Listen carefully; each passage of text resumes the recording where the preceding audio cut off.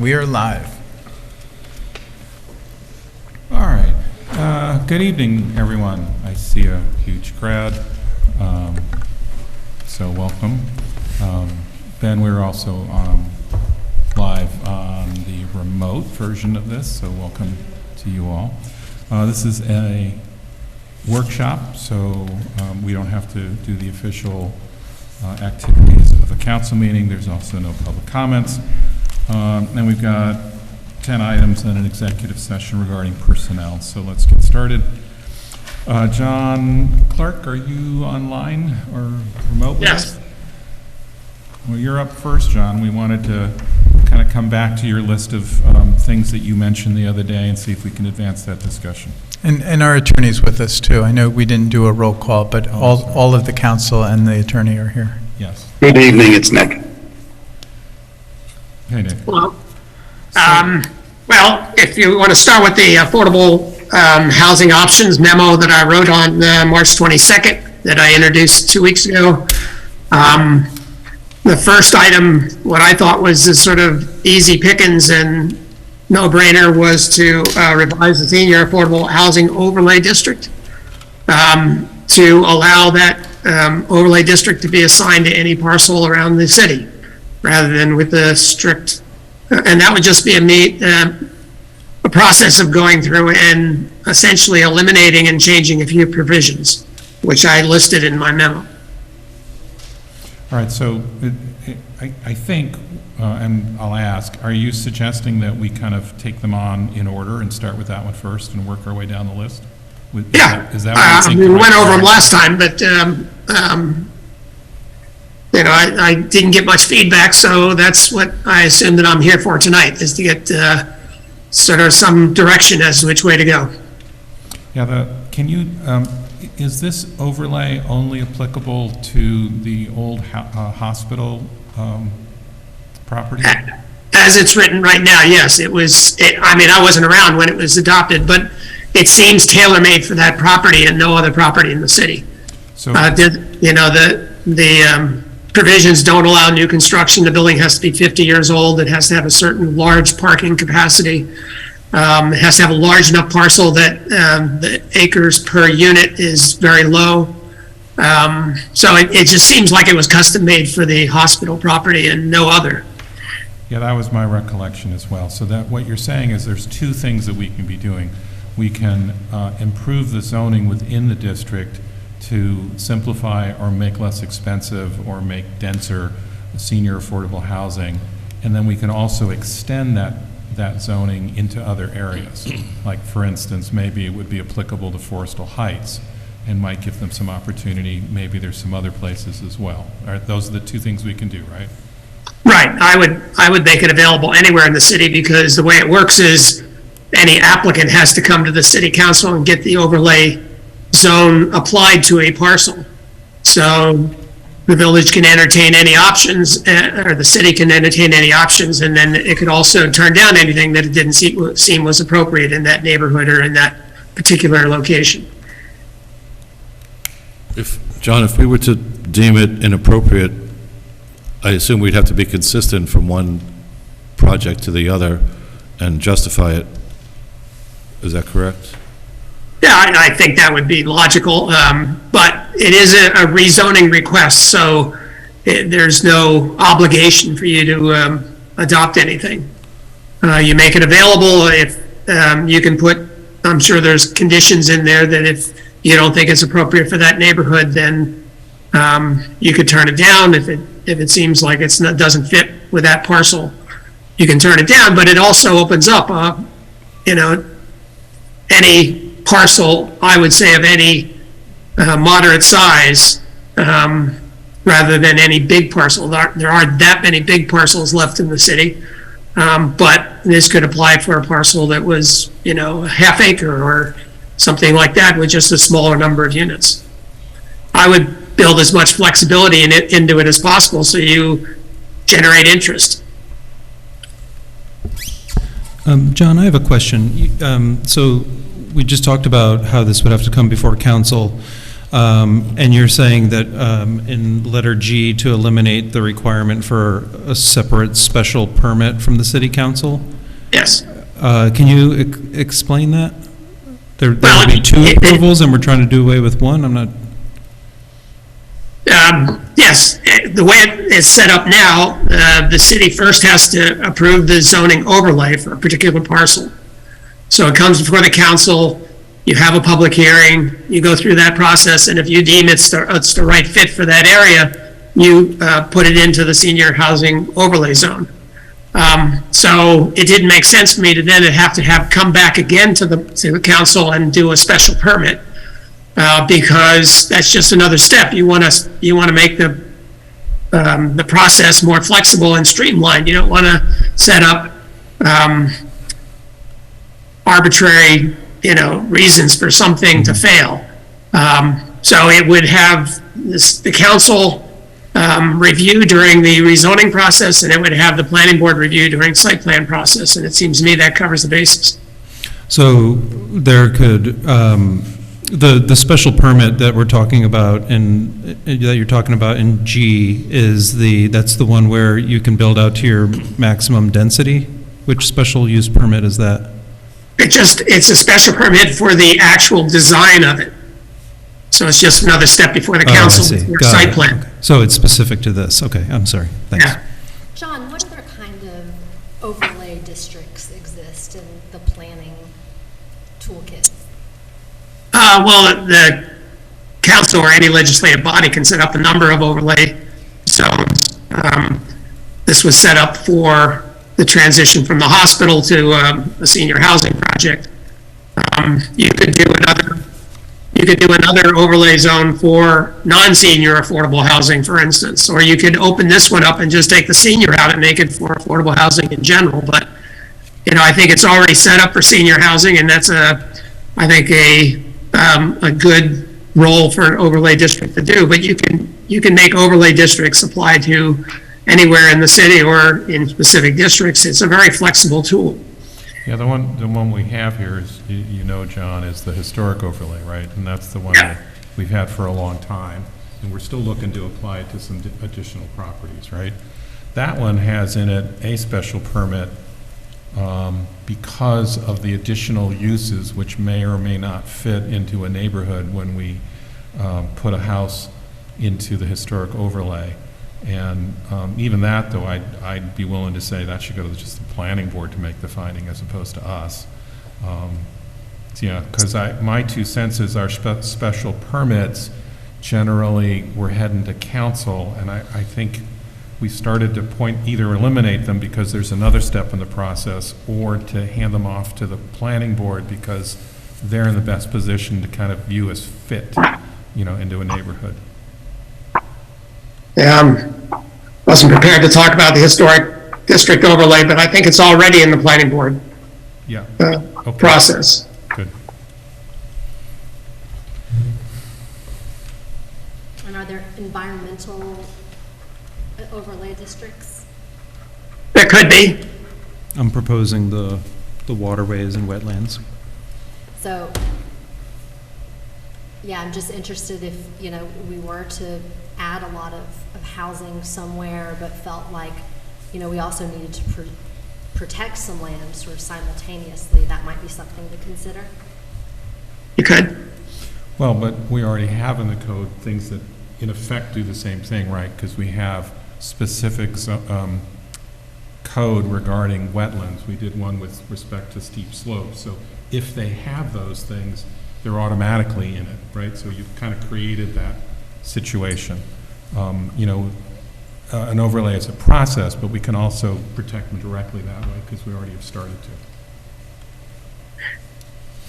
And just as, as a matter of, a practical question, if you have a property that's zoned for a single-family home, and it's in this overlay, you would have to build a minimum of 20 dwelling units on that property? So you could, any place. That's one of the things I would recommend changing, lowering the limits so that it could apply to smaller parcels in the city. How small a parcel are you considering? I would make it very flexible myself. I mean, I showed you 4 parcels that were available in the city for some sort of redevelopment, if the owner wished to do so. And one of them was a third of an acre. One was an acre and a quarter, I think, and there were 2 that were much larger. So, if you had a third of an acre, say, on a vacant lot in the city, which is what I pointed out, you could put, I think, as I remember, depending on how many units per acre you put in here, maybe 9 units on that third of an acre. And so therefore, provide it in a more incremental way rather than in a big project sort of way. So let me come up with a couple of examples, because that helps me understand things. So I mentioned Forrestal Heights. That might be one that, I know it's RD something, or Yeah, it's already pretty dense. Yeah, but I'm wondering, would that have any impact? I'll give you another one. So how about the golf course? So right now, that's R140 zoning, which is pretty undense. Putting that in there would allow an opportunity to alter that. Another area might be parts of the prison property, which belongs to the prison, not to us, but maybe someday. What about Camp Beacon? Would that be a possibility for an overlay? I know the one overlay we have is right adjacent to the prison property, right? It's very near, yeah. Could we put it, could we do the CMS in the T zones? Yeah, I want to ask the same question. Because I think like having senior housing close to where it's walkable, where people can, walk up and down Main Street would be key. I'm a little hesitant about doing it out like in the all residential zones, because you'll have apartment buildings popping up everywhere. It won't be. Yeah, I'm with you. I'm thinking about either parcels that, might be R1 but aren't developed. That was the golf course idea, or adjacent to the old Highland Hospital. We might be able to create something there. But I have the same question that Dan does, John, which is, would that impact CMS? Would it impact T? T might be interesting, because if it got some kind of benefits, you might get some senior housing right next to Main Street, as Dan's saying. Yeah, one of the 4 parcels I showed you 2 weeks ago was 1 block off Main Street, a vacant parcel, third of an acre. Can you put that on the screen again? But you could also,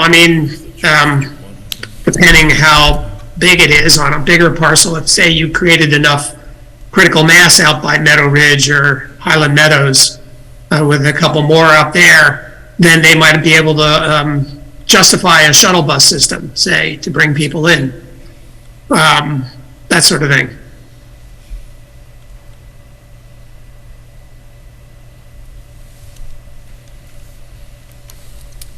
So, John, just to make sure I'm clear on the process, so let's say we do review the current senior overlay, and then we apply it to more places in Beacon. If someone owns that property, they don't necessarily have to build that. They would then, if they wanted to, though, they would need to then come to us, go through a formal rezoning, and then go to the planning, assuming that successful, then go to the planning board for a site review. Is that kind of the order of operations, or there's parts that I'm not quite getting? Yeah, the city creates the code and makes it as flexible as possible, so that perhaps multiple property owners might be interested, and they come to the city with a proposal. So, it was on your property or something that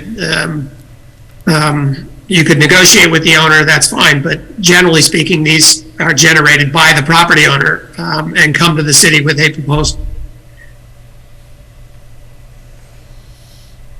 Yeah, I opened a 2015 zoning map because it was on my computer, and it has the senior affordable housing overlay district, and you're absolutely right, it's in exactly 1 lot, which is the Highland Hospital one. So if I'm looking at that map, basically extending it from that site into other parts near there might be interesting. As Dan mentioned, in our dense districts, right, would it make a difference in T, CMS, Fishkill Creek, waterfront, those are the dense ones, Waterfront, yeah. right? And then I'm seeing maybe something down at the far end of South Avenue. There's some larger lots down there that may not be fully developed, like the old broadcasting site, where it has the big antennas. I don't know, you might want to, I guess one of the things we may want to ask you to do is to take a look with those ideas and see if you come back with a more comprehensive list. Would that make sense to everyone? I mean, I want to emphasize the walkability part and the high-density part. I think when we start getting down, to the last area on South Avenue where you described it, it starts to make a little less sense. I think we want to have seniors who can enjoy Beacon and not have to get a ride to Beacon, to Main Street.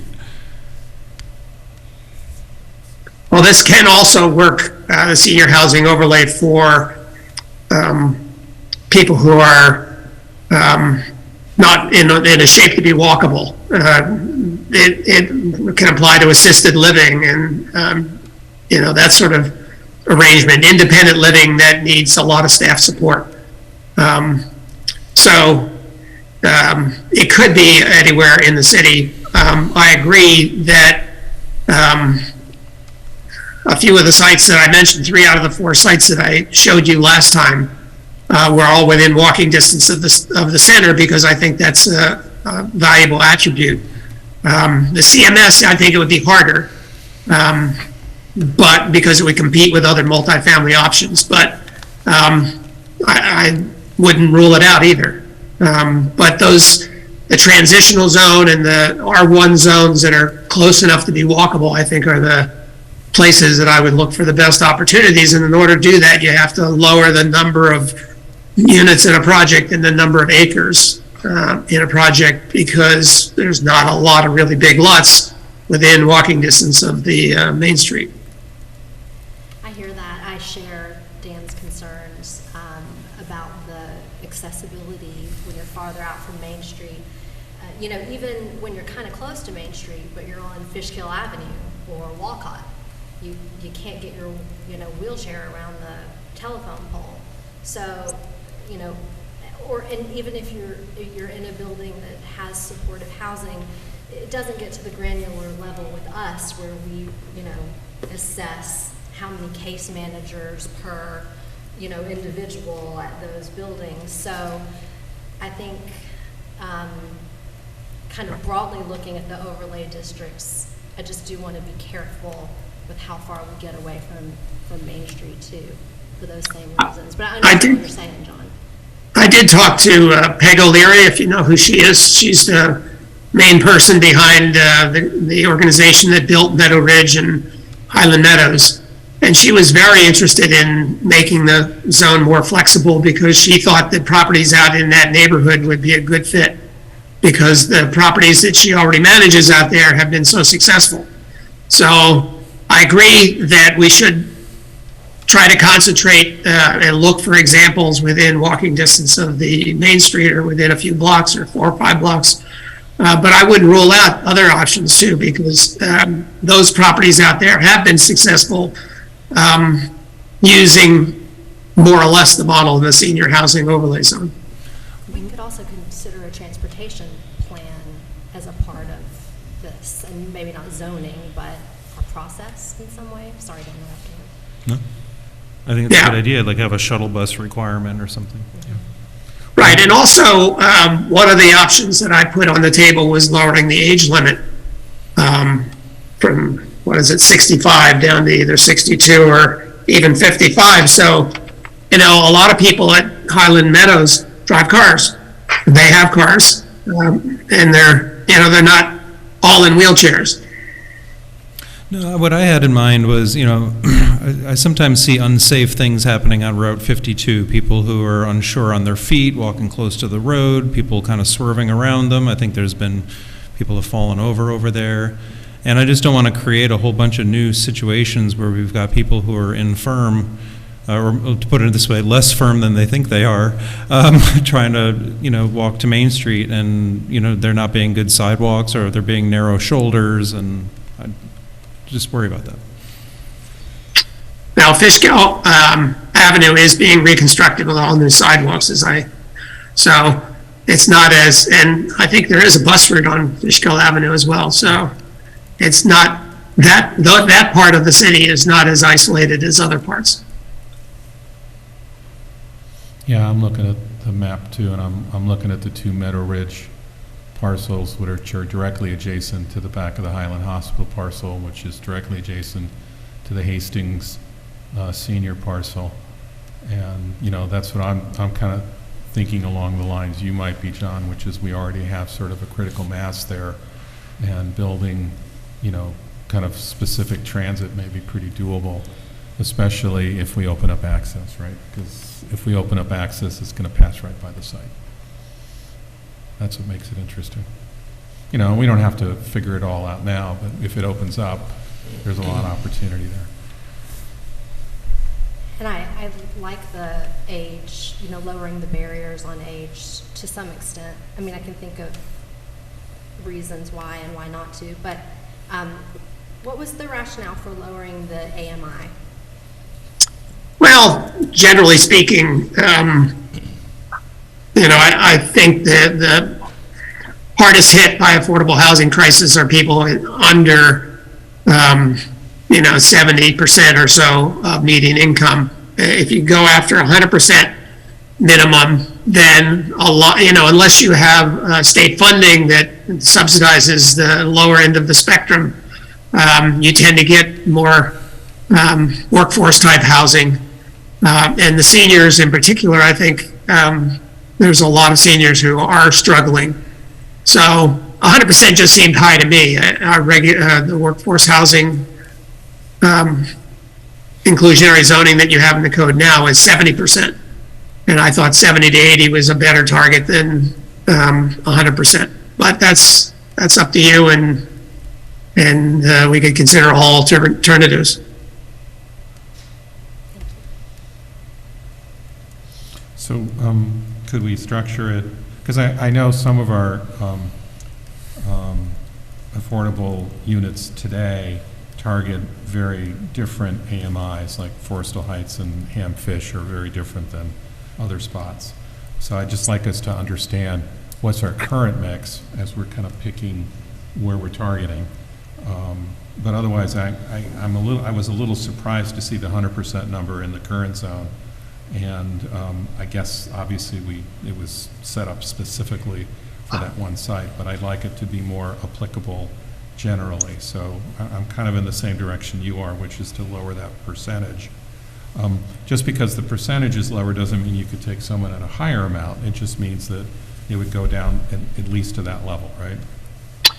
And the other thing you could consider is allowing mixed income sort of projects in this, in which you, instead of having 100% affordable, you do 50% affordable or some much higher number than you have in the inclusionary zoning, but allowing more flexibility for developers so that they can use the market rate housing to help subsidize the other housing.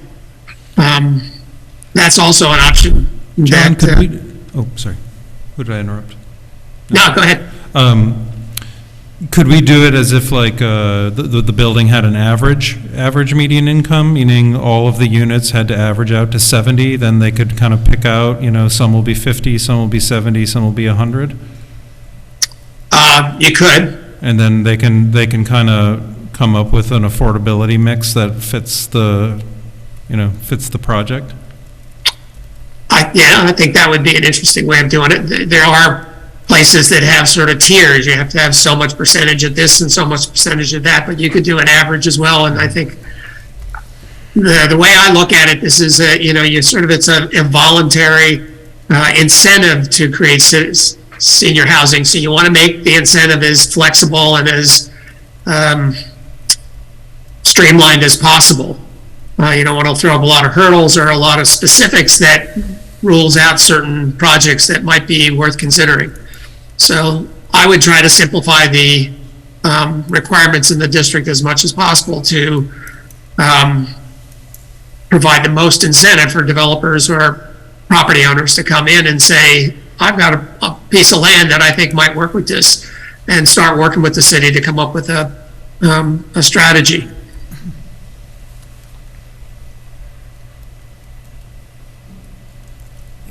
John, could you play devil's advocate for a moment and try to imagine what kind of pushback we might get on this from the public? Well, any new change gets pushback in the city is what I've seems to find. So I expect pushback on anything. There's always the traffic issue and parking. Senior housing tends to be as low impact as anything. So you would tend to get less of that because seniors don't drive as much. They don't have children to flood into the public schools. They don't have late night parties generally and create noise issues. Generally, seniors are the easiest neighbors to come up with. So I expect less of that for a senior than a unrestricted affordable housing project. But I assume neighbors will always say, I like that field the way it is. The city doesn't have any constrictions for water and sewer, generally speaking. So it usually comes down to traffic, and the enrollment is down in schools, so usually that hasn't come up with as a hot topic of late. It's mostly traffic and parking that becomes the constraints, and anything else on the site that might raise flags like a wetland or some other valuable conservation reason. Thanks, John.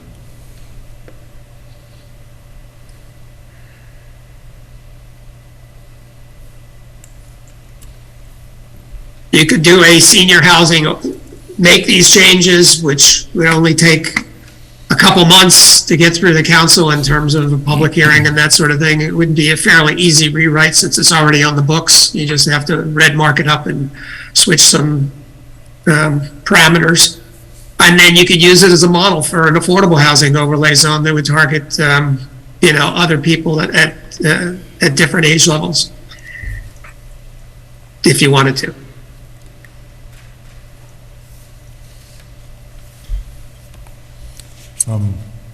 So let me suggest a path forward.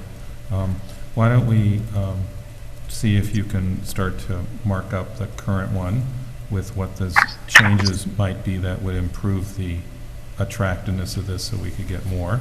And then also look at some of the areas, and in particular, how would this affect some of the denser areas? Because it wasn't really designed for that, right? But take a look at that. And then come back. Would that work for everyone? Did I miss that we agreed to take this, of all the affordable housing issues up, and ones that aren't on this list, this is the one we're starting with? No, that's just the one we started with in this discussion, but we can talk about other ones too. Before we move away from this one, I'm interested in the linkage district, and then also, would we want to consider light industrial as an overlay only? Because I don't know if all of them are being fully used. Do we want to open up that option?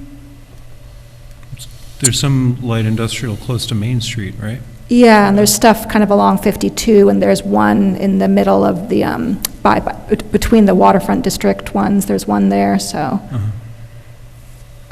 Again, if they're thriving businesses and they don't want to do it, again, I'm just thinking of, as John said, giving the flexibility and the options. But I don't know if there's something about light industrial that I'm missing, or if we want to keep that option because we want that kind of business. I don't think we have to focus on the existing zones, right? We can kind of pick, I think the overlay, correct me if I'm wrong, John, but doesn't have to sync perfectly with the borders of existing zones, right? The overlay could extend a couple blocks into the R zone. Getting lots of sleep. Yeah. The only thing I would say is that, generally speaking, and in the past, the city has wanted to protect its light industrial zones because they wanted to have that option for job creation sites as opposed to housing sites, and they tend to be more scattered. An overlay zone can either apply to all districts in the city, or it can apply to certain districts in the city. That's the thing about an overlay zone. You don't have to abide by any particular district. But it can go halfway into a district. They could. Yeah, okay. Yeah, I'm looking, and, you know, our LI, our light industry, there's a fair bit along the creek, which isn't very useful, and then along 52. But again, there's that trade-off of, if you want commercial along 52, then you want to be able to zone for it. But there might be some other ones, yeah, the Dia site is LB. Yeah, there's a few, there's not many. But again, I would task John to take a look, regardless of district, at kind of appropriate areas, right?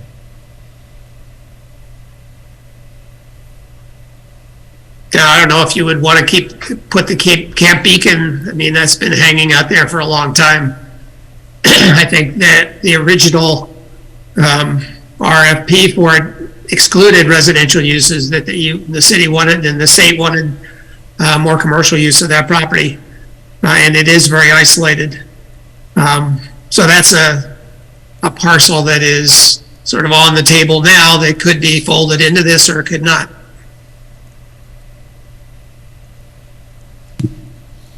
Well, take a look, see what you think is your opinion. It is further out than the other ones that we've got, kind of around the senior projects that we've got at Highland Hospital and Hastings Drive and Meadow Ridge. 1 or 2, I forget which one, 2 is the senior one.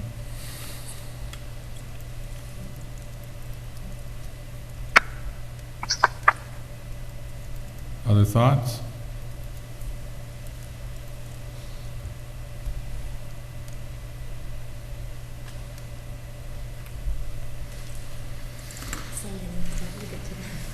Well, so I'm okay moving forward with this one. I am also okay with moving forward with this one first.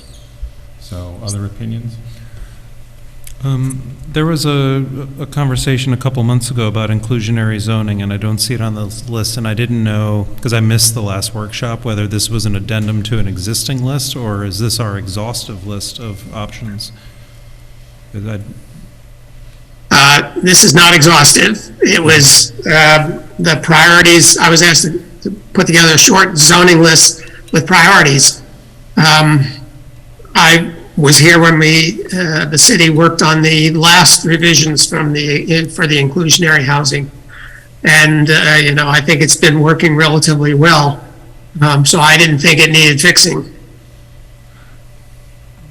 Well, I think the discussion that we had was that the inclusionary zoning could be increased, but we didn't want to do it too much as to affect the financing of the projects. But not that 10% at is it 70% AMI?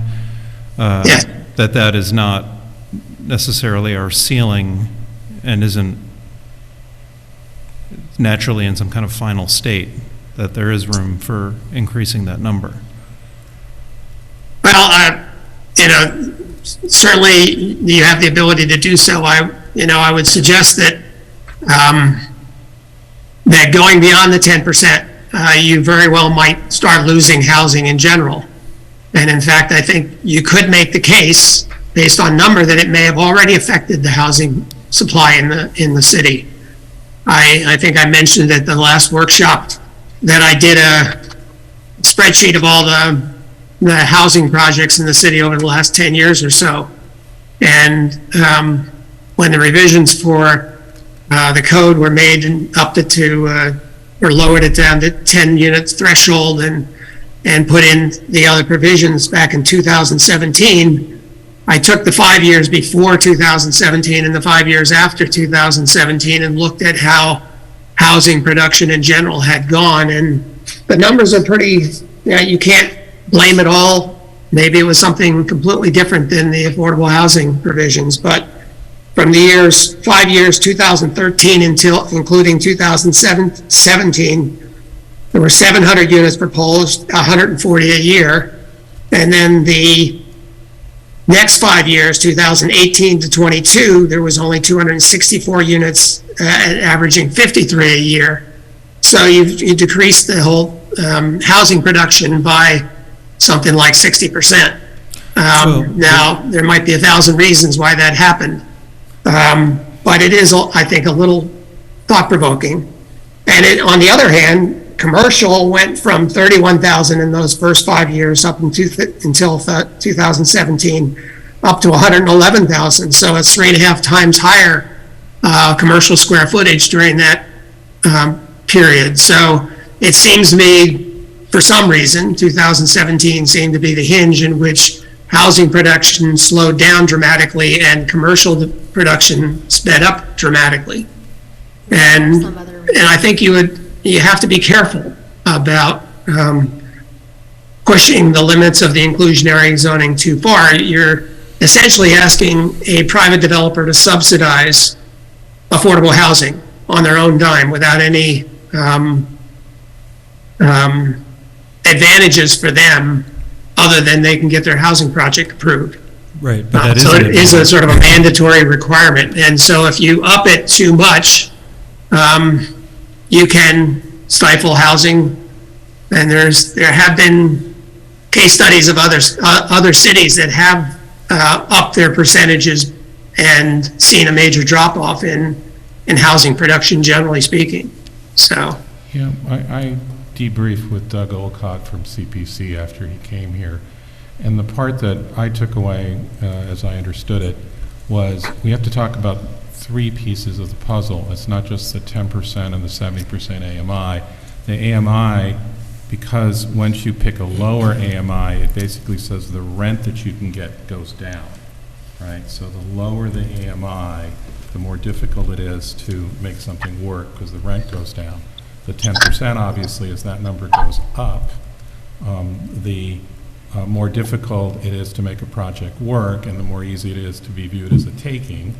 Now, the third piece of the puzzle in talking to Doug is, yes, but are you offering any benefits? And so, as far as he could tell, we were one of the only or one of the very few communities that offered 10%, required 10% inclusion affordable at 70% AMI with no offsetting benefits.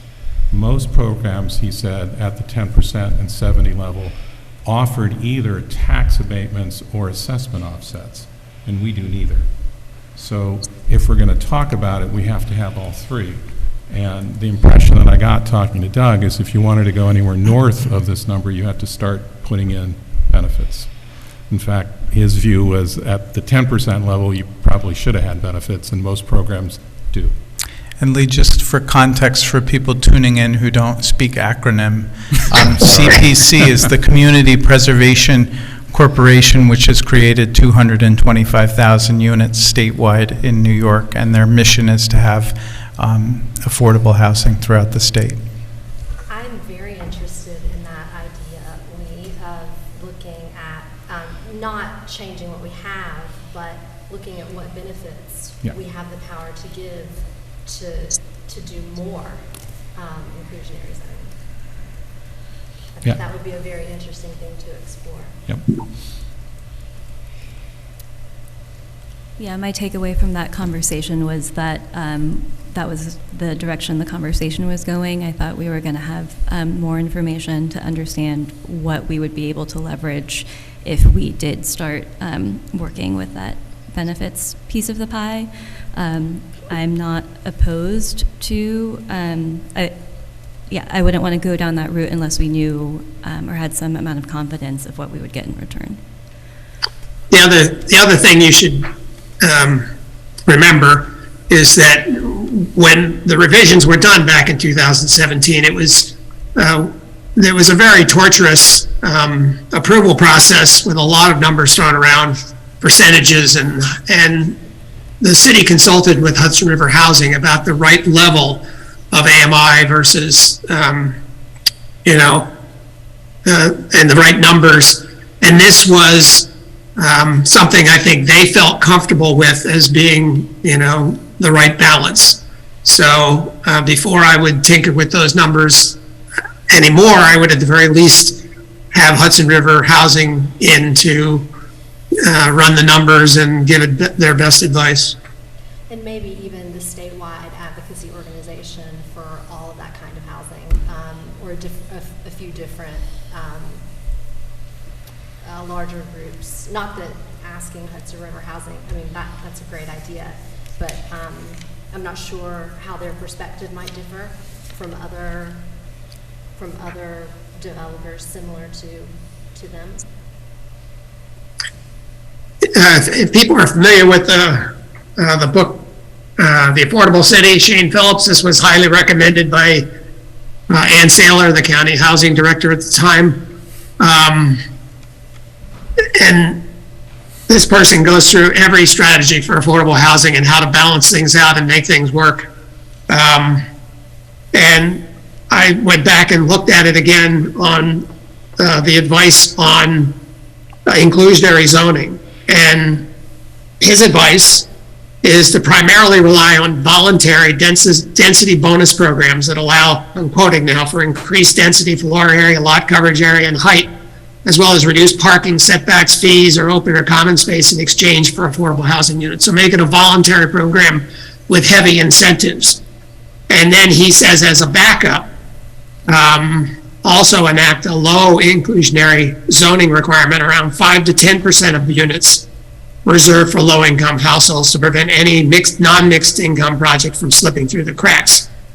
He says a 25% target might sound great, but if it severely depresses the housing development, it will do very little good. 25% of nothing is still nothing. So if you're looking for sort of a big picture advice, that was the best I could find.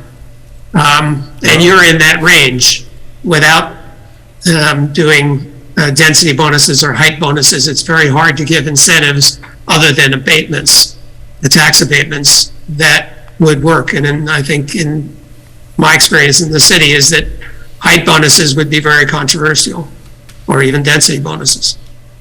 Not to go backward, but it would be interesting to hear what Hudson River Housing would have to say about the senior overlay district and the AMI and the age requirements and everything that we've listed there. Yep, I would agree. I would definitely run a draft by them.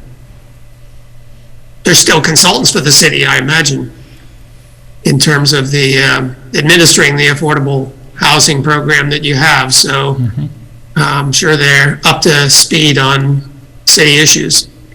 Yeah, it would be interesting to know, just to make sure that all kinds of developers are feeling like they would be competitive. They wouldn't be knocked out of the running based on that criteria.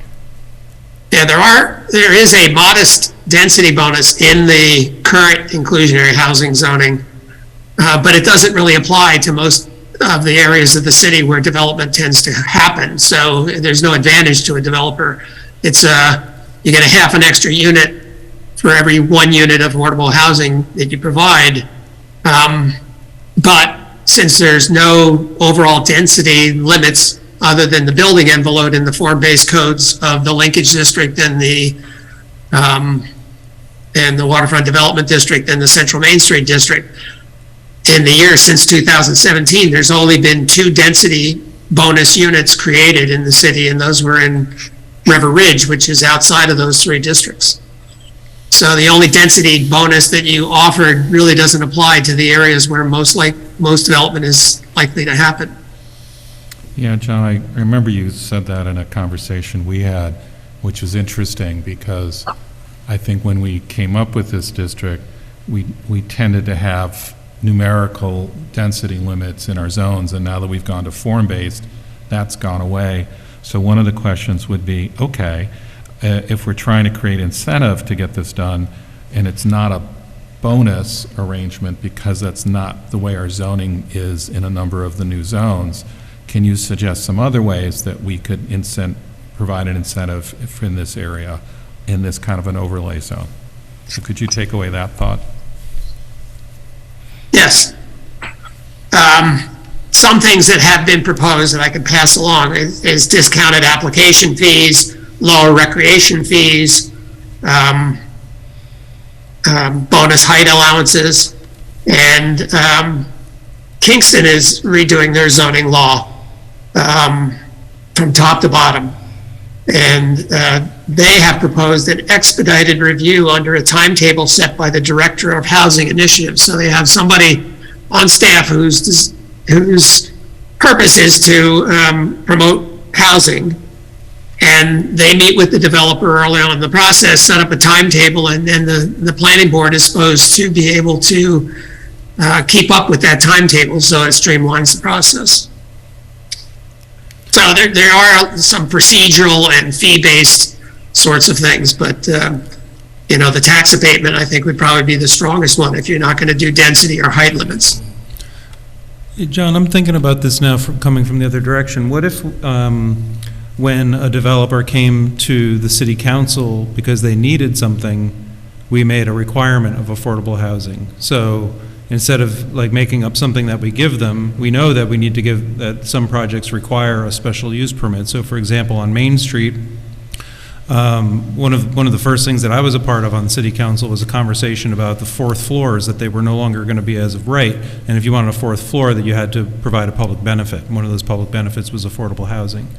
So perhaps what we could be doing, just a thought, is special use permits. For example, the one that Edgewater received, we could make a requirement with a higher affordable housing mix if they want to get a special use permit.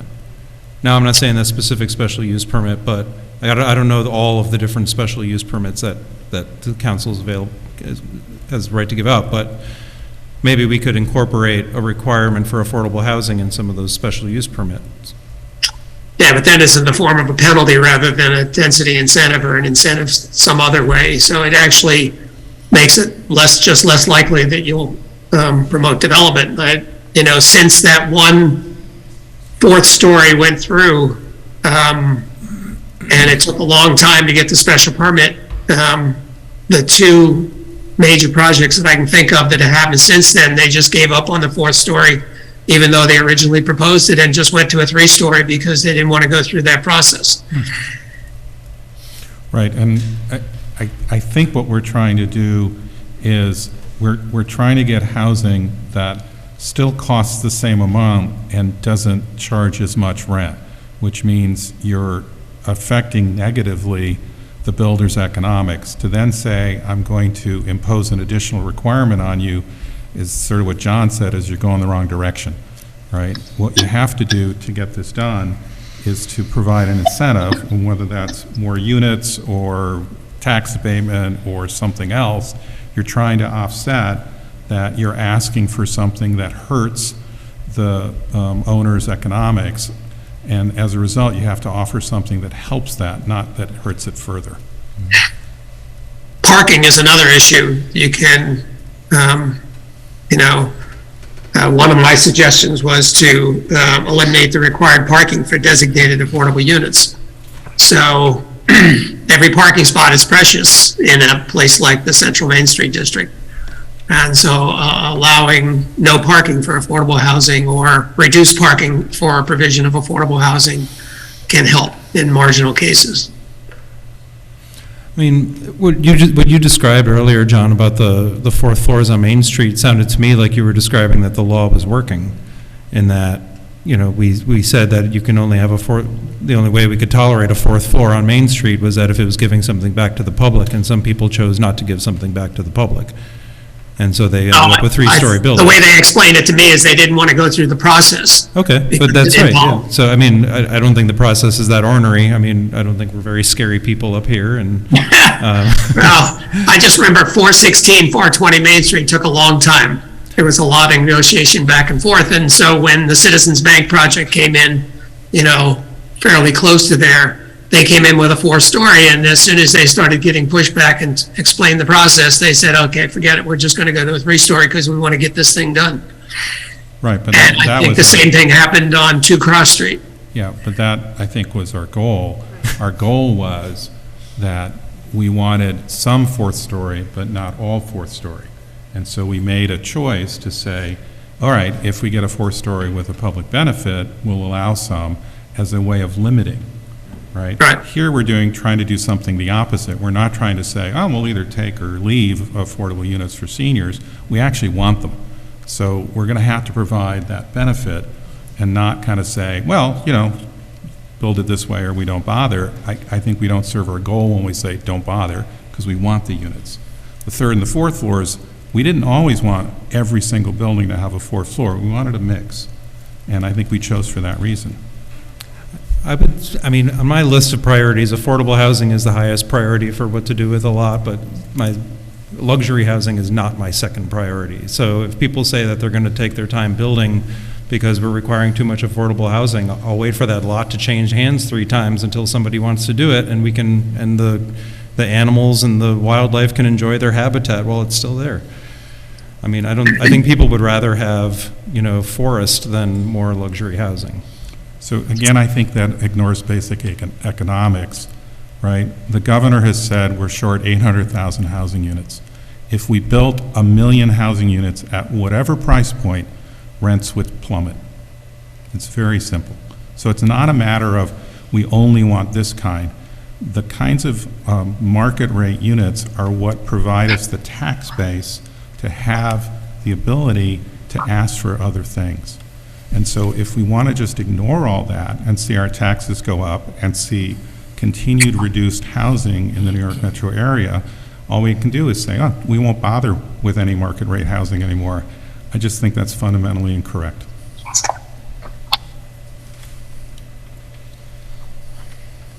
Yeah, I think, again, the person who wrote the affordable said one of their 3 legs was housing in general of all types is a good thing, because the more housing you create, the more housing filters down to lower income people.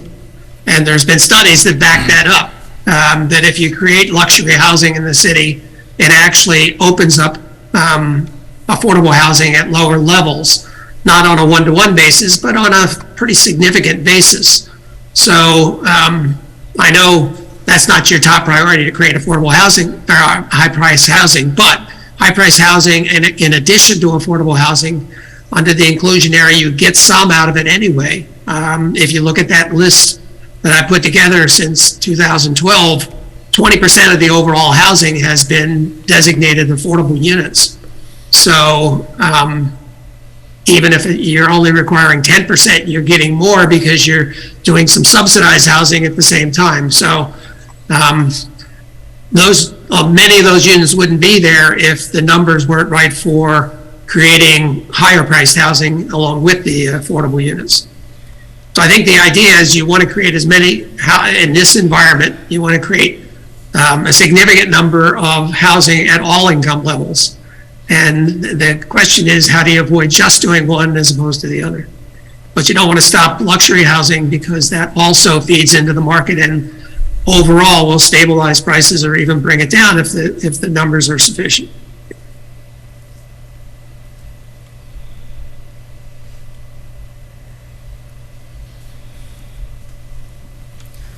I hear that, but also I think it's important to recognize that Beacon is really small and we do have a limited capacity as to what we can continue to build. And so I think we just, I recognize what you're saying, but I think we also need to figure out how to make sure that we're prioritizing, or if we're continuing to let luxury development continue, we need to make sure that in doing so, we're intentional about adding affordable housing as well.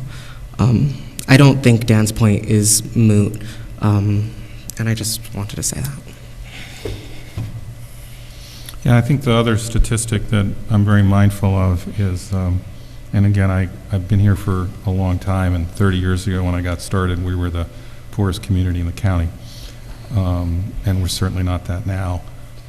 But as a result of where we were, we have a rich diversity of housing. And the number that sticks is that 30% of our rental stock is in some way affordable. The only community that has a higher percentage of their rental stock that's in the affordable range is the city of Poughkeepsie. And I'm not sure that, we just have to be careful about how we go about this, because we've come a very, very long way in terms of diversifying our income and our community, and we certainly want to keep that diversity, but we just have to be careful. And you know, that's what the housing study that Ren was involved in kind of concluded, which is if you look at the communities in the county that have kind of done their job in terms of providing affordable, it's the two cities. And our target number was 5 a year? Yeah, but I think, we also have an interest in our community in serving the highest need. It's something that we hear from our neighbors, and we talk about a lot on council, and we said again that we want to do better than the minimum. Right. And I also think that, very interesting thing about that study is, kind of to your point, John, is that, yes, to some extent, creating more housing for anyone kind of releases the pressures of competition on the market for the same in that middle ground, because people are coming with $1 million burning in their pocket and buying a $300,000 house. Yes, that happens. But the study was mindful of the most pressing need, and the study didn't, when you read it, you see the recommendations that they made were to address that there's nowhere for people to go in Dutchess County who have incomes below $50,000 a year and are renters. So they didn't give a list of all the ways to solve the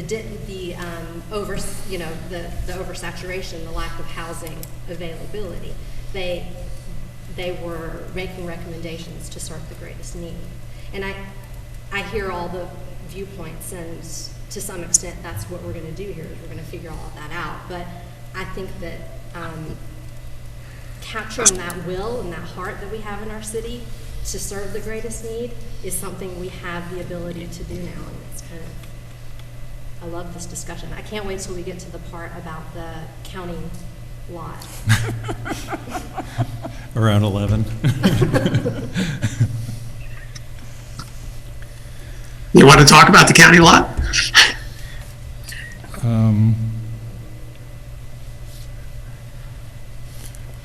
We may want to have that conversation in executive session. Yes. Okay. So there have been some discussions that I think we should probably do in executive. I mean, we could talk generally about it, right? We could talk about Yeah. what we want to have in our plan or things like that. Yeah, it already, I believe, at least I think of the MTA lot as well as the county lot. Like, we have other partners who expressed interest in developing on parts of land that could have room for housing, and at least a portion of that be affordable in other kinds. And so I think finding out exploring what we want as much publicly or executive session as, whatever our best paths are, but I think that would be good to bring. And I think that's also in line with the comprehensive plan as well, which I appreciate. That I like the idea of an overlay, and also the overlay is, we'll put it out there and we'll see who bites. Whereas with the county and the MTA lot, there might be some interested parties who are able to at least put a plan together, even if it then takes the time to go through the process for those places, so. Lee, could I suggest we just, on a very high level, hit that? Yeah. So I would feel comfortable saying that Lee and I spoke to the executive, the county executive. They had been approached by a developer about their lot. We sent them John's proposal from our DRI grant and from the Main Street Access and asked, are you interested? And they said, we'll think about it. We have a lot on our plate, which is funny that they threw that back at me. And I said, I get that. So again, I don't think we're in control of that lot at all. I think they have to figure out if they have the bandwidth to do a development there, and then under what conditions. And it would certainly be a competitive process. They had somebody approach them, and if they were going to do that, they would have to do a request for proposals or a request for expressions of interest or some other open, transparent, competitive process. And now we don't need to talk about it in executive Yeah, that session, was because fine. that's essentially it. Yeah, that was fine. Yeah, the good thing about those two properties is because they're in public control, they could write their own zoning in essence. You could have a higher percentage of affordable units there because you might be able to tap into the Dutchess County Housing Trust Fund or the state money that's being promised.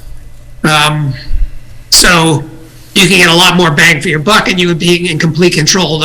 You would find a developer rather than the developer looking to find you. Right, and that pool of funds is also a possibility for Metro North, right? Because the state wants to provide incentives for transit-oriented development. So depending on what happens with the budget, right, there might be another pool there and an interested, owner. But again, neither the county center nor the Metro North lots, are owned by us. But we think they're very interesting, right? And they don't have to comport with our zoning on Main Street on the county lot? Like, I know the MTA could go around our zoning if they chose, right? I don't know that. I know John just said that. John, can you help us on that? Or Nick is on. That's what I heard in the last workshop.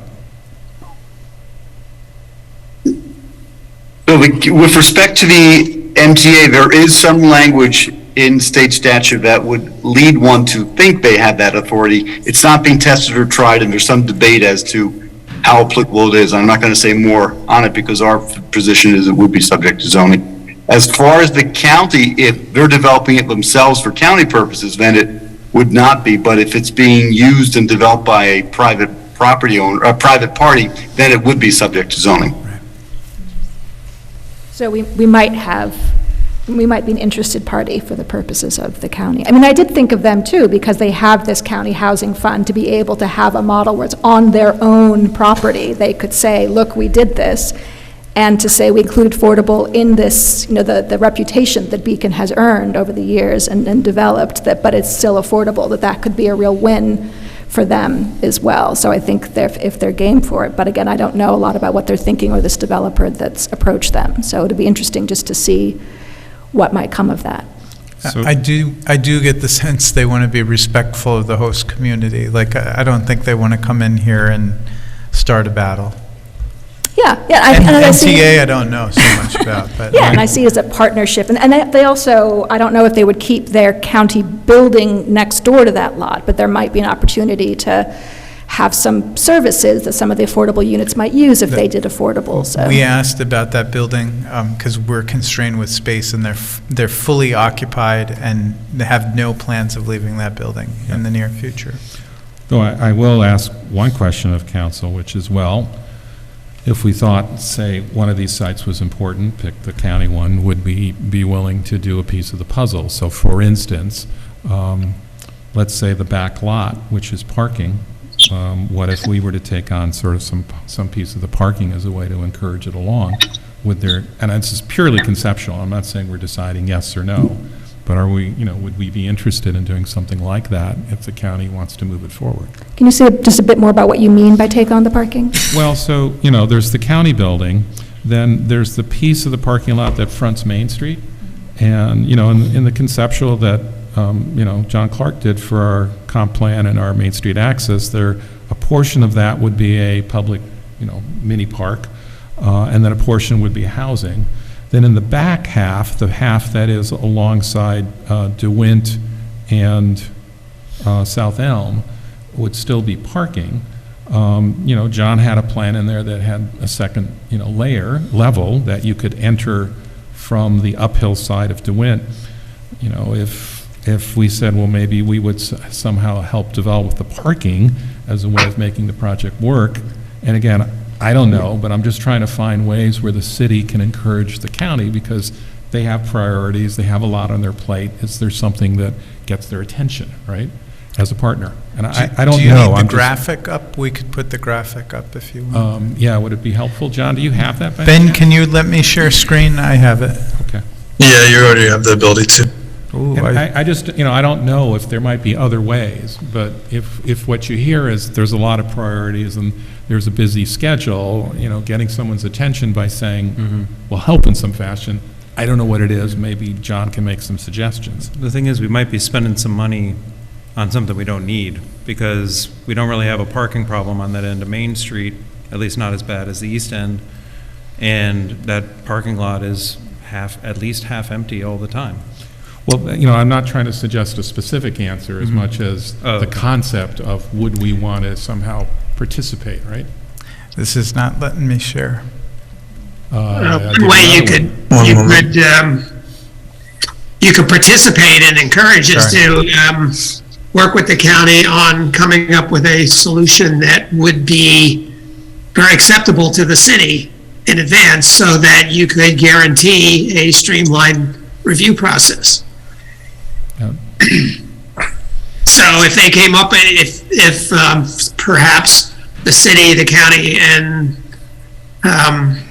perhaps whatever state funding might be available, work together on the RFP, or the request for expression of interest, and set out the parameters of what you want, and the city was fully involved in that, then any zoning review process could be expedited, because the city would have already agreed to the basics of the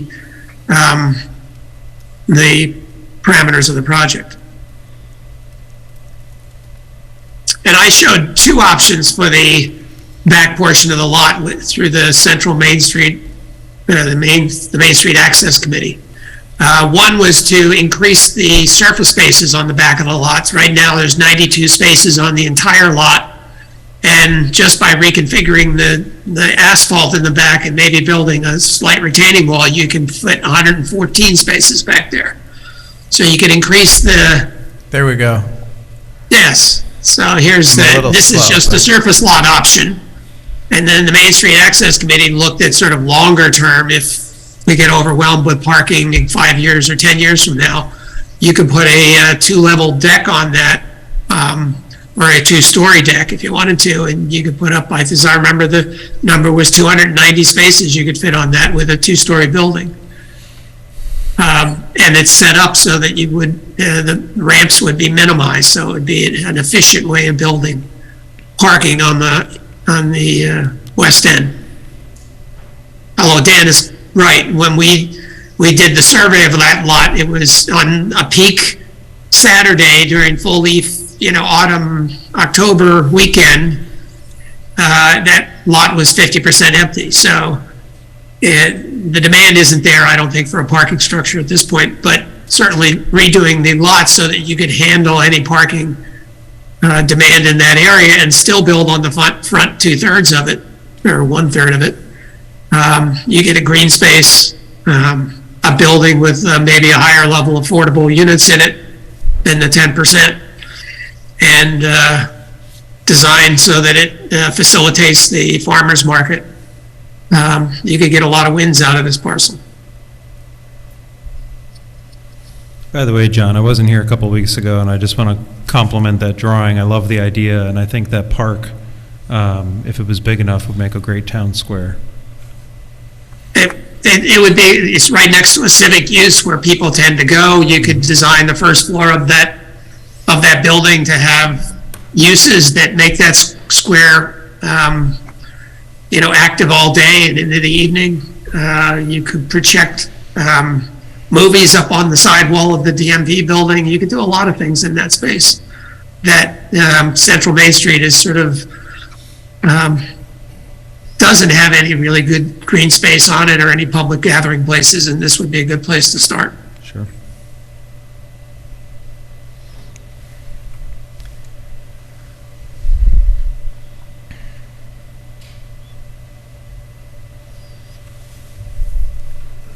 Other comments on these? Is there a clear next step in terms of talking with the county and saying, oh, we're interested in discussions? I'm not quite sure how it works with the county. I don't know if you or Chris have any insight into that. So we sent them some conceptuals, and I asked John Clark to reach out to John worked with Dutchess County Planning for many years, and so I just asked him to reach out to the head of planning, who was on our call, just to kind of see what, might be a next step. That park is in our comprehensive plan, right? Yeah. Yeah, I thought so. Yeah. Right. No, that's another one. Maybe we don't take the back lot. Maybe we say, well, we'll configure the park for you, right? And again, I like John's idea better, which is just to, work with them and make it really easy and fast and quick, right? Mm-hmm. That's a real benefit, actually. So. But, I did ask John to reach out, and I I think the council's, very interested, so I would encourage you to do so, and, use all your leverage, John, I know how much you have. Or come back to us and tell us what you hear, and figure out some steps.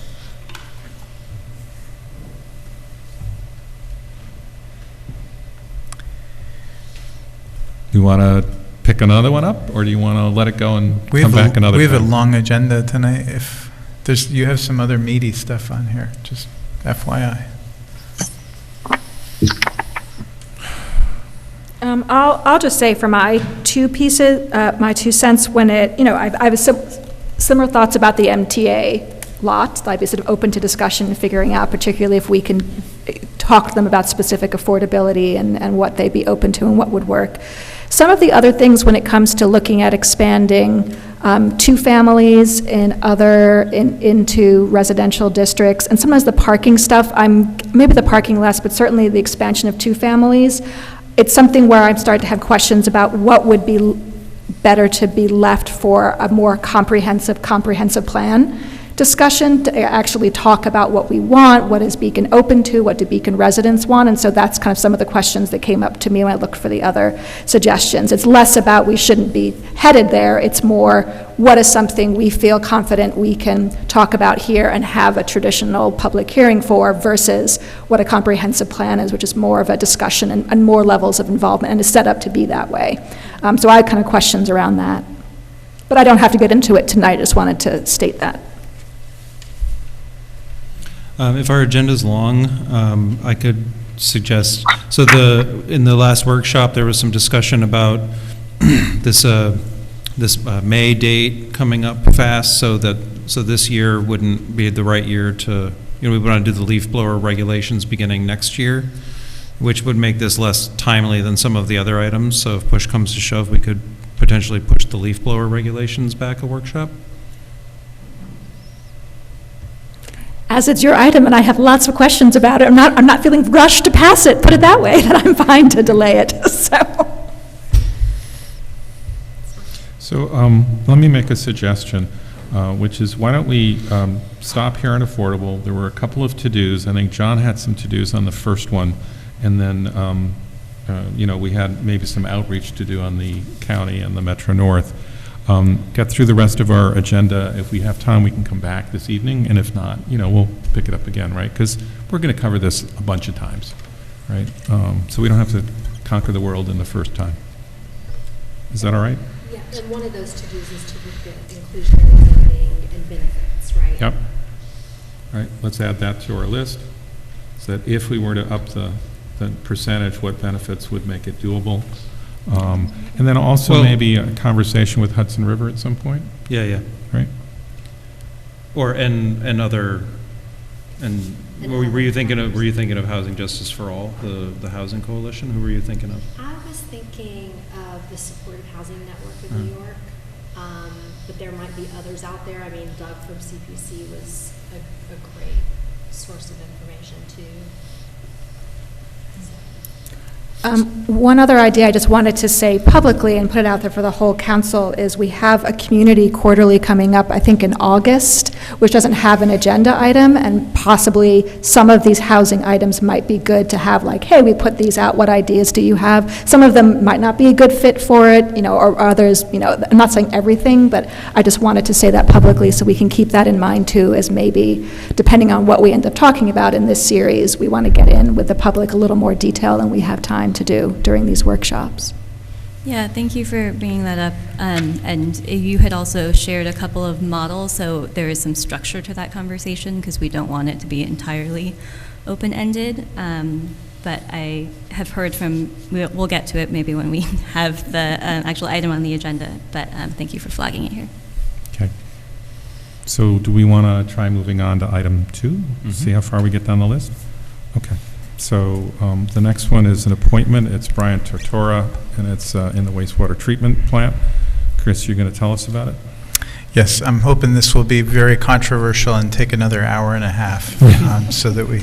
I'm just joking. We are really delighted to recommend to you a promotion of Brian Tortora.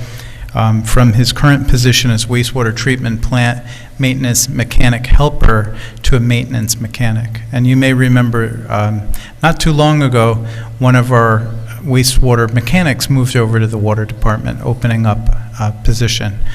Brian's been with the plant since 2017.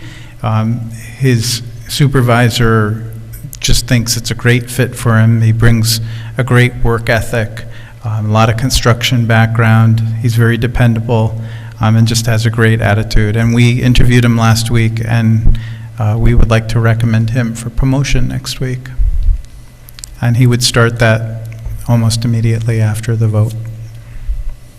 And he is here, so Brian, just give a wave. Brian also has volunteered for this community for a long time. He went to Beacon High School. He was a volunteer firefighter for 11 years. He was a volunteer with BVAC. So, this is a good story for us to continue to move somebody through our promotional system who's already invested a lot in the city.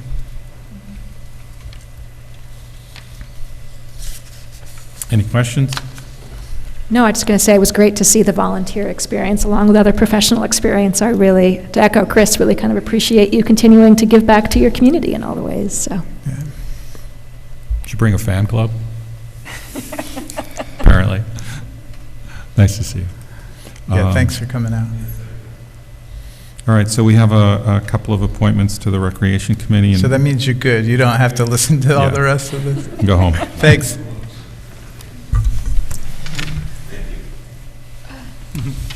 All right. Pleasure. Next week. Look forward to voting for it. Thank you.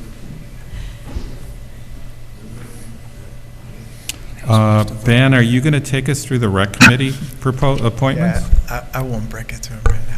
Yes, Mayor. We are continuing the process of filling out the Recreation Committee in its new form. We've had a number of applicants, and we're bringing 3 more to you tonight. You've previously voted 3 in.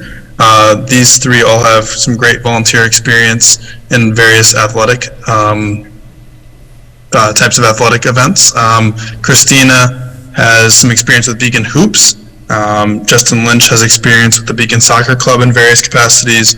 And Sarah has a number of different coaching, volunteering, and coaching and volunteering experiences, as well as promoting women's involvements in sports and coaching. So all 3 came highly reviewed by the mayor and Mark Price. So we're bringing them here to you tonight for you to consider.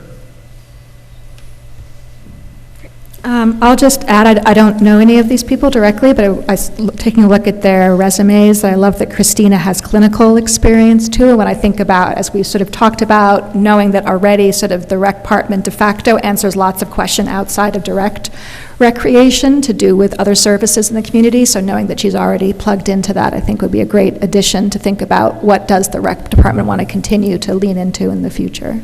And also Sarah and Justin had some great recreation skills, and yeah, I look forward to voting for them next week. Do we have enough people on this committee outside of just sports? Because we are talking about one of our greatest needs is more senior programming and programming for people in my demographic, the younger old people. So I just don't want to stack it too much with people who are doing kids sports. Yeah, I don't have all the resumes of the past 3 you've brought on as well in front of me. I do know that they bring a variety of different experiences, but you can certainly look at all of them together to see if you're missing anything. As a follow-up question, Ben, does this now, if we voted these 3 in, is the committee now full, or is it still, do you know if Mark is still open to other I believe applications? there's room for one more. One The more. code is for up to 7, I believe. We have 6 here.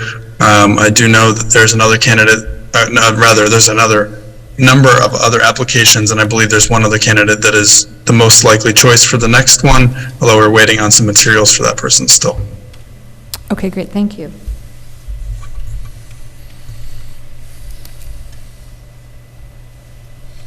I picked up on the same thing that Molly did. I appreciated Christina's experience in nursing. And while I don't think I have any questions about these people in particular, I do have a question about where the conversation that we've been having about our community center being more than recreation, if and when that intersects with the recreation committee or the operations of the recreational department. It may be, down the line, but I just wanted to flag it as a question. Yeah, I think it's to be determined. Mark is hoping to constitute the rec committee to work on the applications that you got back for the community investment program. So that would be the first thing that they do. And then I guess he's going to see where we go. Then he's going to be in his summer season and just kind of overwhelmed with camp and pool. And so maybe in the fall we can pick up and figure out where that goes. Great, thanks.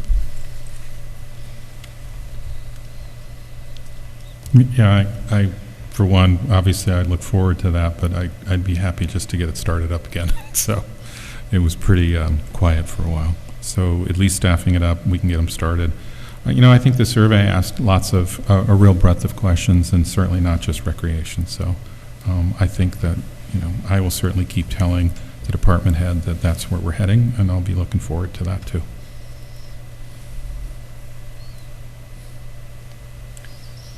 Okay. Do we want to skip over item 6 and then come back, or do we want to start up on item 6? Or how about we do 7 to 10, and then if there's time we come back? Is that all right? Or we can come back to the item 1. Uh-oh. Just keep throwing out numbers. Sorry. Do we want to pick Let's jump to 7. Let's look at the community update quarterly. All right. Paloma, you're going to do that? Yeah. Okay. So to give a little context, I'm sorry I didn't get this little memo out until this afternoon, but as a reminder to everybody, the Community Quarterly is an initiative that the council came up with, in essence, because we believe our government is made stronger through an engaged and active public. While there are already many ways for those who live and work in Beacon to provide feedback and input for the City Council, we believe the Council has a proactive role to play in making our government more accessible and participatory. So to that end, we have come up with a series of general topics to solicit ideas from the community about, and there's a 3-part process of initially gathering those ideas, and then there is a public forum that is fairly informal, but to workshop those ideas. And then there is a community vote in which those ideas are ranked in priority by the public. And the results of this last cycle on climate initiatives there are 3 sort of top ideas. The first of which was very much the top-rated priority, was having the city come out in opposition to the dumping of radioactive wastewater from Indian Point into the Hudson River. This was the resolution that the city actually already passed last week. So check. In terms of the sort of parameters of the idea being completed and the city playing our official role. However, us passing a resolution does not stop this action necessarily in and of itself. But I really want to congratulate and thank everybody who put the work into bringing that resolution to fruition. But that does mean that we only have 2 ideas that are sort of officially moving forward in the process of having a council member take on the stewardship of that idea. The first one, which was ranked quite high, is committing to a timeline for a citywide bike plan. It seems to be a strong theme and priority for our transportation systems to be improved, not to say that they don't have a lot to say for themselves as they are, but improvements are something that seem to be a priority for this community. So first is the bike plan, and thank you, Ren Longno, for taking on the stewardship of that idea. And the second is about our free loop shuttle bus. And Justice McCrae is going to be working with the community supporters to move that idea forward. I don't know if either of you want to say any more about that or any feedback so far. I've just talked a lot. I'm trying to move us quickly through this item. I've talked a lot too, Justice. Okay, yeah. No, I've already gotten the ball rolling on this a bit. I've reached out to the constituent that has proposed this idea, as well as somebody from the county, just to get a lay of the land of sort of transportation and what some roadblocks may be moving forward. And I reached out to the person as well that put out the survey recently for the Beacon Free Loop that was advertised in the paper last week or the week before. And so conversations are beginning, and I'm ready and excited to move forward to in the direction of mobility justice and seeing transit be more accessible to everyone in the city, and figuring out how to continue to navigate the best ways to get people across the city as we continue to expand where housing is and where people's needs are.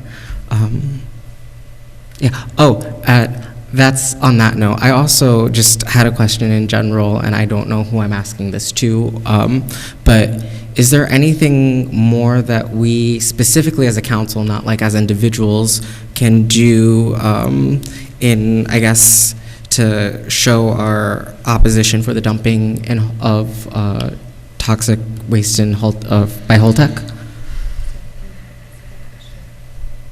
I'm sorry, as a city or as individuals? No, not as individuals, as a council. Got it. Yes, I know the resolution was generally the move that we as a council would do, but I don't know, aside from that, if there's anything that we have jurisdiction to do. So I just want to know and have clarity. Right, can we do like a toxic waste-free zone on our portion of the river? Fishkill owns our part of the I was going to say, it's not even our river. I hate to break that. Nick, any brilliant ideas? We did not ask you to prepare. Oh, no, I'm here. at all. Unfortunately, your options are limited because it's outside of your jurisdiction. The radioactive waste is being discharged into the Hudson.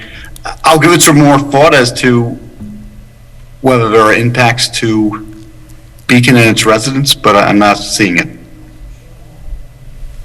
We have a right to clean water, right, Nick? In the Green Amendment? You do, whether you would have standing as the city to assert that versus residents, I don't know. Especially if you're not getting your water, drinking water that you provide to the residents. And if you're going to make any impact on this, you have already. Like you guys got Senator Schumer's attention and noticed that after Schumer made a statement, all of a sudden Holtec delayed. There are only a few levers of power here that will make any difference, and Schumer is the lever of power. So you got your point across, and I think he's got to take it from here. The NRC is, when I worked in Congress, the NRC is very hard to move. Again, they've been dumping tritium for years, and this is not a new thing. So we fought it almost 20 years ago, and again, the NRC is not terribly accountable. And the NRC is? Yes, good. I was hoping you'd ask that. The Nuclear Regulatory Commission. Thank you. In general, has jurisdiction over this area. And it's a federal agency, and it's well insulated from anything except a little bit the Senate. Cool, great. I just wanted to make sure that we were doing everything that we could as a council in this, and I think you answered that. I know. I think you did what you have within the toolkit that you have. Yes. Great. That's all I have on the CQ. All right. Can we go on to 8? Okay. Sorry, I just wanted to, I don't know if you wanted to say anything about the buses. Okay. About the bikes. Sorry, the bikes. Yes, just briefly, what's exciting about the committing to a timeline for a citywide bike plan is that so many different entities and volunteer entities have already taken this on in Beacon. And so, that it's come up on the Main Street Access Committee, and they've done a lot of work around the idea that it's come up on the Conservation Advisory Committee, and they've done a lot of work. And then there are outside groups who have, come here and reported to us, private entities across the river, organizers. And so there's a lot of information and ideas already on the table, but committing to a timeline is kind of a more concrete ask. So it'll be interesting to see what we can do there. And having experienced, a good friend getting run over by a car on Main Street, who just backed over her on her bicycle, and the effect that had on her health, I have to say, it would be good to see us do this.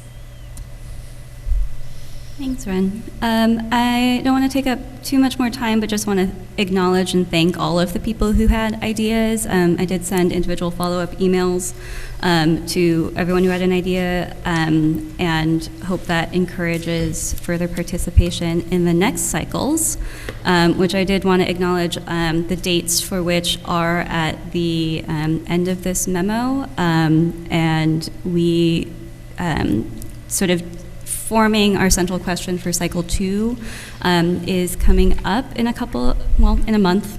And we had initially talked about, I believe, waterway protections being the general topic. And I just wanted to take temperature of the council here and make sure that that is still the direction or the focus that we think we want to take for the next one.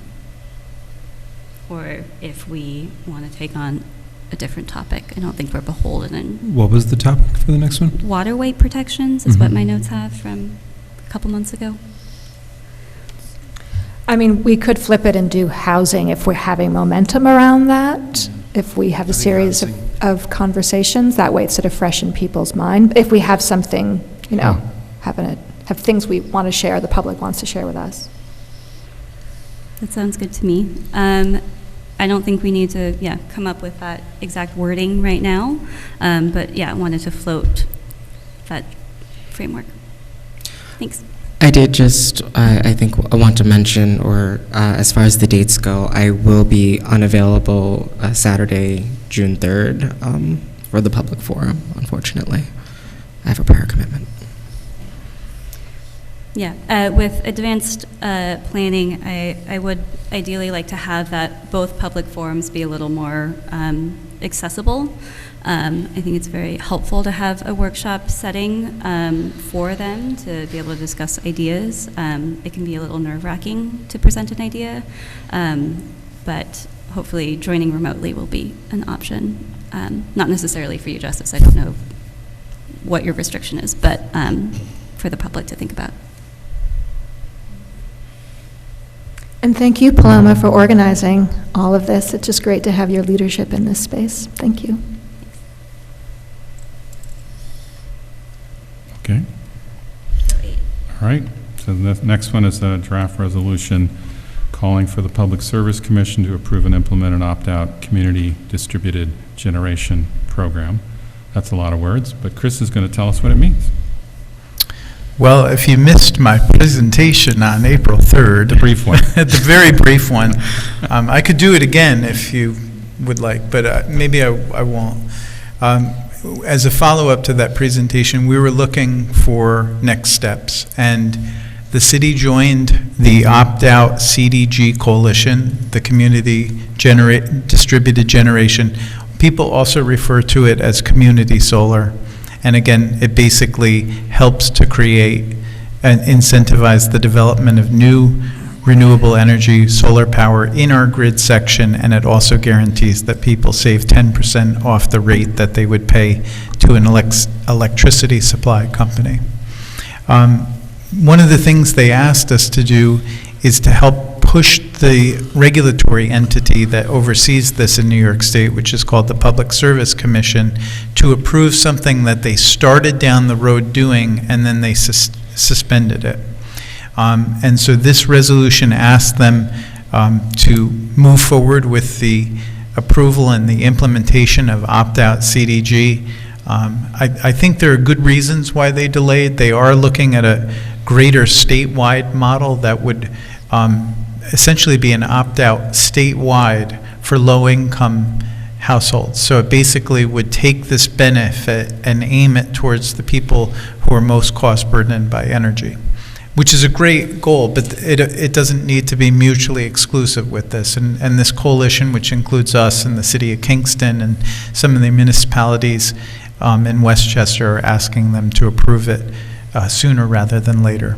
And this would go to their secretary of the commission if we pass it next week. And again, if you want to understand that better, I spoke about this ad nauseum on the 3rd of April. Chris, the memo is specifying opt-out CDG all throughout. Yes. Is that the only CDG option, or have they already reviewed opt-in? And now we're encouraging them to review opt-out? That's a good question. So opt-in CDG or opt-in community solar is already available. So some members of the council, I have it in my home, where you sign up for, you basically sign up to get a subscription to a solar farm, and the power that they generate then derives back a credit to your bill, covering your bill, and it basically makes you pay 90% of your bill. So if you had a $100 bill in last month, with the credits you end up only paying $90. Is this like the Nexamp thing? This is Nexamp, this is Power Market, this is Green Power. There have been a number of companies. Now, the issue with the opt-in is that a lot of people don't have time to shop this and figure out how it works, and their Central Hudson bills are already a mess. The idea of the opt-out is that most people, if you design it well, most people won't opt out. And you'll get a return rate of 85 or 90% as opposed to 5 to 10%. So, But it's not difficult to opt out no. for those that choose to. No, it's a postcard, just like the CCA, which is the Community Choice Aggregation. Now, interestingly, we do this on a number of our electricity accounts already for the city. We made Dan, you may remember, and George and Lee, that we voted on a contract 2 years ago for ELP solar, and then it got delayed a little bit because of all the billing issues. But we're actually now getting this community solar credit on top of our bills, and we save a little bit. So, and again, it's helping to support the development of solar farms in Ulster, Orange, Dutchess.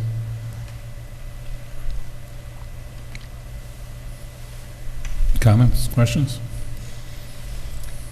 I think after you gave your excellent TED Talk on CDGs. I figured out what that is, too, by the way. Thank you. Yeah, it was a compliment. Thank you. I think I asked the question if it was possible, because we've talked, as you just illustrated, there are quite a few opt-in options. If it would make any sense for the city to, in the meantime, have any recommendations or help give people guidance about the opt-in programs, or if that's maybe silly and it's a market. No, I think it's worth doing. It's just a time constraint right now to arrange it. What I have done is I've tried to work with some of the larger housing complexes, because Sustainable Westchester now is trying to sign up people with a solar project up in Ulster County. And they're working with, the advantage of working with low-income complexes is they're often on one or a few master meters. And instead of metering every apartment, they have 1 meter. So we put them in touch with Beacon Housing Authority. Interestingly, they've already moved to use NextCamp and are signing an agreement. Tompkins Terrace is talking to them, and we've also referred them to South Davies Terrace. So I thought those are kind of big buckets of groups. And as we have time, let's see where this goes this year. And if we don't get the opt-out, then we'll try to upper game on opt-in. It's just, I'm reticent about suggesting one company over another, Yeah. and I'm not here to judge which one is a better deal. Some of them seem a little less desirable than others. Yeah, that was my caution as well. Yeah. Okay, thanks. So the only thing I'll add is in the couple of weeks since the explanation, I got my NextAmp bill, and it was a 4-digit number, so it was more than 1,000, which was a reminder that I guess we're not through all our billing issues yet.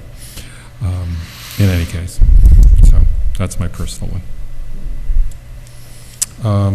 Okay, you want to do bid responses for Fishkill Teller Ave rehab? Yes, thanks. So we've been talking about this for a while. We have a project that is called a federal aid project, for which we have 75% federal money and then about 20% state, or 80% federal, 15% state. It's to rebuild all of Teller Avenue and Fishkill Avenue. That went out to bid, and the bids were received last week. We received 4 bids, which isn't a robust response on this, and it might be due to the time of year. We got a little bit delayed last year because of the funding, so we didn't get out the door as quickly as we'd like. The bids essentially all came in the range of $13 million to $14.3 million. Our budgeted amount was $7.35 million. So we have significantly, by 70%, exceeded the available budget. And our engineering consultant and I agree that we are going to recommend that we throw out these bids and then work to rescope the project so that we can get it closer to that amount. So that process would be you passing a resolution next week. Then, because the fiscal sponsor, New York State Department of Transportation, would have to concur that that's valid, which I assume they will. We've already talked to them. And then we would go back with changes to the project that would need to be approved. So in all likelihood, this slows this down quite a bit, and we're going to try to right-size the project for the available budget. We also, the council had asked, we had suggested maybe truncating the project at Memorial Park, and then the council had asked if perhaps we could get out to Hedgewood. We will look at that, but the other alternative on that is it is in the catchment area for CDBG grants. So if I can't get from Memorial Park any further west, any further east or towards Fishkill, that's another avenue for funding a continuation. And the sidewalks on the next block aren't too bad. It's really once you go past there towards the car dealerships that they get quite narrow and. Yeah, I took a look, and it struck me that the existing sidewalk all the way to Conklin was in the kind of okay ballpark. Yeah. Right. It didn't look like, when you compare that to Teller between Maine and Wolcott, where most of the sidewalks are kind of half disintegrated, it's in a much better shape. So I think we might be able to kind of work that over time. So. And I just want to remind you, like I've been reminded by DOT that they see these overages on legacy projects where they were designed years ago. They put a lot of stuff in them.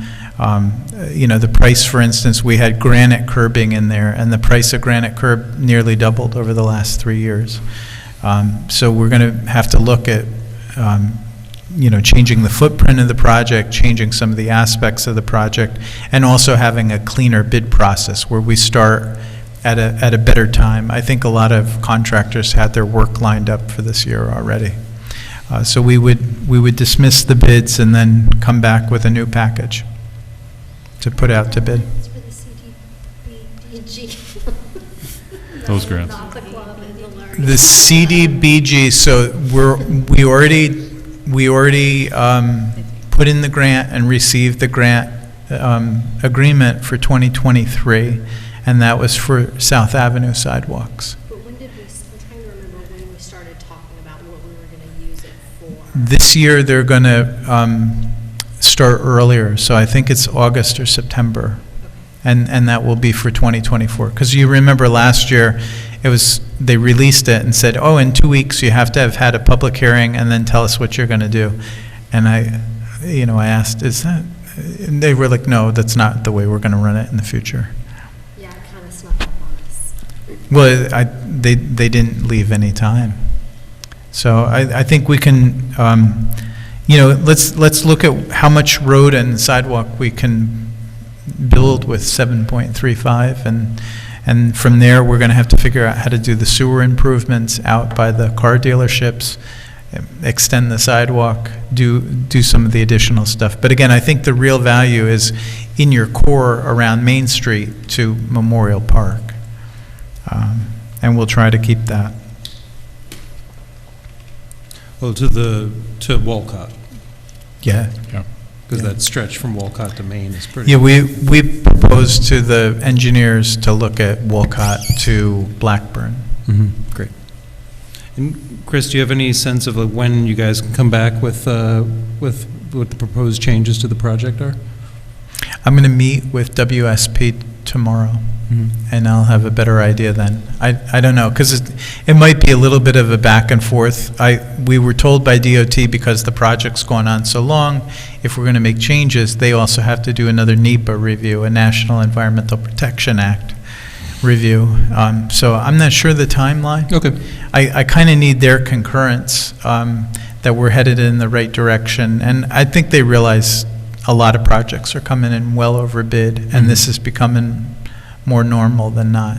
I did go back to them too to see if there was any available funding in the next program years that could be moved, and even if we went out 2 more years, there's not a lot of extra money that could be moved over to the project. Okay. And the community development block grant funds would be a comparable amount to what, I mean, I No. know that's the whole point. No, We don't know what things are gonna cost, They're but- generally, that available funding is generally in the range of 180,000, 185,000. And would that be enough for that section from Blackburn to past Hedgewood? Unknown. Would it be, I don't know. you don't know? And for the sewer improvements that we're not gonna be able to do around the car dealerships, what were you trying to solve there, and what could we expect is gonna happen now that we can't solve it? Well, we were doing kind of preemptive sewer replacement, knowing that we were going to rip up the road, and we didn't want to rip up the road, do the road over, and then have to go back some years out. As you may know, like we did the Hannah Lane, Fishkill Avenue part of the sewer, and what we were trying to do is get a better slope of the pipe, feeding from that area.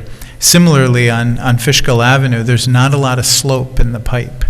And it's just trying to make it so that over time you have an improved flow through there. It hasn't been that much of an issue, but in looking ahead, you have development coming on Townsend and Conklin that would feed into that. At some point, the car dealerships might be renovated into mixed use or denser housing. So it was just in anticipation in that. Now, if we stop at Blackburn, the issue of me ripping up the road in the future isn't so pertinent. Again, like we can go back and try to find other monies for those sewer improvements, but I won't be doing the road all the way through there unless we decide we can make it, 5 to 10 years. What happens when you have sewer that's old then feeding into sewer that's all new? What physically, I don't know if you're the person to ask, but I have no clue what. Well, we're just replacing and upgrading and changing the grading of the pipes, so that you do that all the time. We just did that with the North Intercept. at the end of 2021 down on Dennings Point. All the old sewers going into a new intercept. We're going to be bringing to you contracts to award probably in about 6 weeks for the West Main Pump Station and Force Main, which is necessary for upgrades to accommodate development at Edgewater. We're waiting for approval from Metro North on that. So again, we regularly upgrade these pipes, and you don't replace all of the pieces. Again, I think I'd like to do the entire project, but when you're $5.7 million off, yeah, you just kind of have to figure out how to use time, and you know, we also are it's kind of sobering that on Friday we're opening bids for the new firehouse. So like, whereas if we weren't doing another large legacy project, we might consider like, yeah, you know, we can spend a little more than the 7.5, we could go to 9. Unlike with the road where you can say, well, we'll do less road, it's really hard to say, let's do less firehouse. And you end up doing a cheaper firehouse, which, you know, again, it's a trade-off between upfront cost and long-term maintenance and energy costs. Yeah, as I think through in my head priorities on the capital side, you know, it seems to me, and I could be wrong, when we had the opportunity to do all of 52, obviously we should, and, you know, it was funded. Now that we have to do a piece of it, it's not clear to me that the rest of 52, whether it's the sidewalks or the road or the sewer, is our highest priority. I start doing trade-offs now. Like, you know, the sewer piece will go back into our sewer fund capital projects, and Right. we'll kind of look at where does this fit logically. And it might not be the first thing we do. And I'm just, you know, trying to say, I want to see the list as we kind of work our way through it. And, you know, if another opportunity comes to do it all and is funded, obviously we take it and put it back. But I think we should be doing some prioritizing. I think differently with respect to the firehouse for the same logic that Chris just used, right? Yeah, so we'll have an idea at the next meeting. Well, you know, again, we may have to chew through the bids, so by the next workshop, we'll hopefully have some data for you on how the firehouse came out. Great. And that'll really influence what capacity we have for further borrowing in the future. I mean, we have to really guard our bond rating judiciously, because that's our cost. It really determines our cost of borrowing. And if we go too high, it's like getting too high on your credit card. But we'll try to come back with a thoughtful, scaled-down project, and then figure out when's the best time to get that back out to bid. Okay. Do you want to tell us about precision trenchless? I would love to. Some weeks ago, you approved a budget amendment to move money from contingency into stormwater repairs. This is the contract that follows from that. So we're looking for authorization to spend just over $40,000 on precision trenchless to do CIPP, which is cast-in-place pipe lining.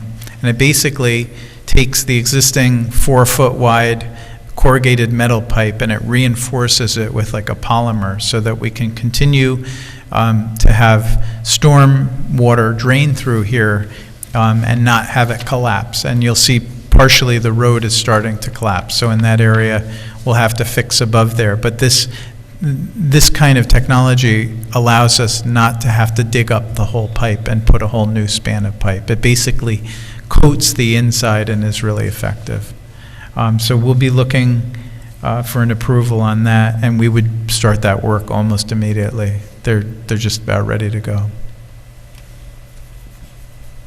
Sorry, can you remind me one more time where exactly this is happening? This is on West Main Street. Great.